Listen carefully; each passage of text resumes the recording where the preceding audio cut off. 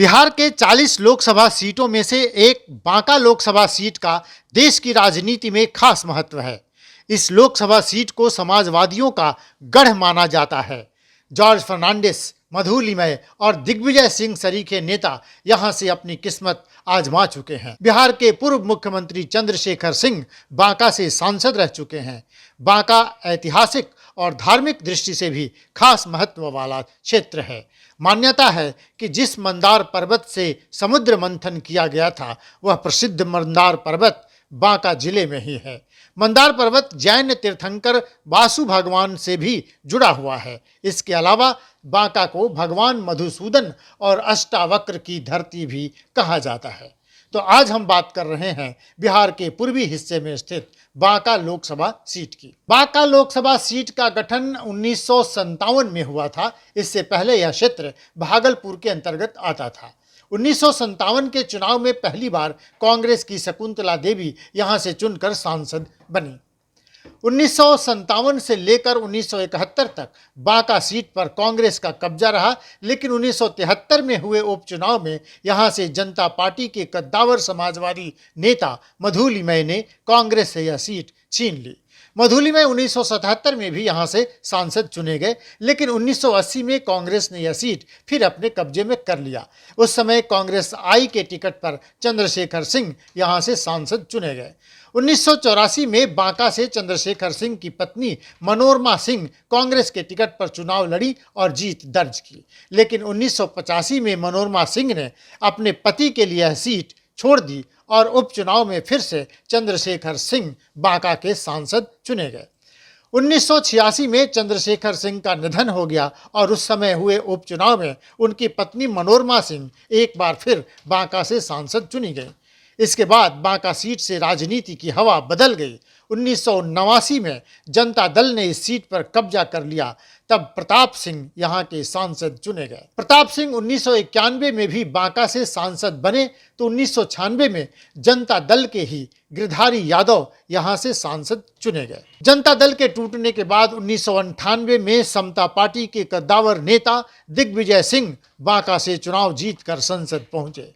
दूसरी बार 1999 में दिग्विजय सिंह जदयू के टिकट पर चुनाव लड़े और सांसद चुने गए। वर्ष 2004 में राजद के टिकट पर चुनाव लड़कर गिरधारी यादव फिर बांका के सांसद बने, लेकिन 2008 के परिसीमन के बाद 2009 के लोकसभा चुनाव में दिग्विजय सिंह ने निर्दलीय चुनाव लड़कर राजद के जयप्रकाश नारायण यादव को हराया। उस दौरान गिरधारी यादव चौथे नंबर पर खिसक गए थे। दिग्विजय सिंह के निधन के बाद हुए उपचुनाव में उनकी पत्नी पुतुल कुमारी यहां से निर्दलीय चुनाव लड़ी और संसद तक पहुंची। 2014 में भी बीजेपी के सिंबल पर बांका लोकसभा की लड़ाई में उतरी पुतुल कुमारी को राजद के कद्दावर नेता जयप्रकाश नारायण यादव के हाथों हार का सामना करना पड़ा। तो वहीं 2019 के मोदी लहर में यह सीट एक बार फिर जदयू के कब्जे में चली गई। उस समय गिरधारी यादव ने जदयू का दामन थाम लिया था और राजद के जयप्रकाश नारायण यादव को हराकर एक बार फिर संसद पहुंचे। इस तरह बांका के मौजूदा सांसद हैं गिरधारी यादव। बांका लोकसभा क्षेत्र में 6 विधानसभा सीटें आती हैं। बांका, अमरपुर, धोरैया, बेलहर और कटोरिया ये बांका जिले में पड़ते हैं। तो एक क्षेत्र सुल्तानगंज भागलपुर जिले में आता है। बताते चलें कि सुल्तानगंज विधानसभा क्षेत्र को 2009 के परिसीमन के बाद भागलपुर से अलग करके बांका में जोड़ दिया गया था। बांका संसदीय सीट का इतिहास बता रहा है कि एक से बढ़कर एक समाजवादियों ने इस क्षेत्र का प्रतिनिधित्व किया। तो कांग्रेस के कद्दावर नेता चंद्रशेखर सिंह लगभग 2 साल बिहार के मुख्यमंत्री भी रहे, लेकिन बांका आज भी विकास की बाट जोह रहा है। बांका में पेयजल का संकट विकराल है, तो सिंचाई के साधनों के अभाव में किसान हलकान हैं। जिले में मेगा पावर प्लांट का काम अभी तक अधूरा है। तो बांका जिले में 11 प्रखंडों में से 9 प्रखंड नक्सल प्रभावित इलाका घोषित हैं। बेरोजगारी और पलायन का दंश भी इस इलाके के लोग बरसों से झेल रहे हैं। लेकिन जनता के मुद्दे चुनाव के मुद्दे कभी नहीं बनते। बांका में भी चुनाव जीतना है तो जातीय समीकरण को दुरुस्त करना ही पड़ता है। सूबे में जातीय जनगणना के आंकड़े जारी हो जाने के बाद से सभी दलों के सारे समीकरण ध्वस्त होते दिख रहे हैं। कई दलों के पसीने छूट रहे हैं तो कई दल अपनी बल्ले बल्ले मान रहे हैं। हालांकि जातीय जनगणना के आंकड़े सवालों के घेरे में हैं और विरोध के स्वर हर तरफ से उठ रहे हैं। बिहार सरकार ने अभी क्षेत्रवार आंकड़े जारी नहीं किए हैं, फिर भी हमारे पास जो अनुमानित आंकड़े हैं ये वे आंकड़े हैं जिनके आधार पर राजनीतिक दल आज तक चुनाव लड़ते आए हैं। तो आइए एक नज़र डालते हैं बांका लोकसभा क्षेत्र के जातीय समीकरण पर। वैसे तो बांका यादव बाहुल्य क्षेत्र माना जाता है, लेकिन यहाँ सवर्ण, महादलित, मुस्लिम और अति पिछड़ा वोटर भी चुनाव में अहम फैक्टर निभाते हैं। जातिवार आंकड़ों की बात करें तो बांका में सबसे ज़्यादा यादव मतदाता हैं जिनकी संख्या 3 लाख है। इसके बाद दलित मतदाताओं की संख्या भी अच्छी खासी है। बांका में दलित मतदाता 2,14,000 हैं तो मुस्लिम मतदाता भी 2,03,000 हैं। बांका में कुल सवर्ण वोटर 3,50,000 हैं, जिसमें राजपूत 1,35,000, ब्राह्मण 1 लाख, भूमिहार 60,000 और कायस्थ 10,000 हैं। बांका में कुल 17,42,000 मतदाता हैं। बांका लोकसभा क्षेत्र में वैश्य वोटर 1,50,000 हैं तो कुशवाहा 1,20,000 और कुर्मी 15,000 हैं। इसी तरह बांका में धानुक मतदाता 1 लाख हैं तो अति पिछड़ा वोटर 2,73,000 हैं। बांका लोकसभा क्षेत्र में आदिवासी मतदाता भी बड़ी संख्या में हैं। यहाँ 62,000 आदिवासी वोटर हैं। तो बांका में भी 2024 के दंगल की तैयारी शुरू हो गई है। हर दल अपने अपने तरीके से जातीय गोलबंदी में जुट गया है। हर दल नए तरीके से पहलवानों के चयन में जुटा हुआ है।